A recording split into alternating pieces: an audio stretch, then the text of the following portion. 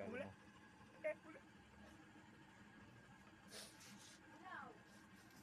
Salamat ka sa regalo ah.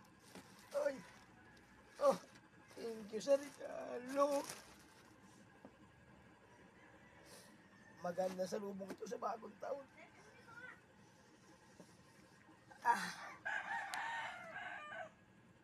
Tagal ko na rin hindi nakakatanggap ng regalo. Oh. Thank you, Ruby. Thank you. Salamat ah. Tuwa, salamat.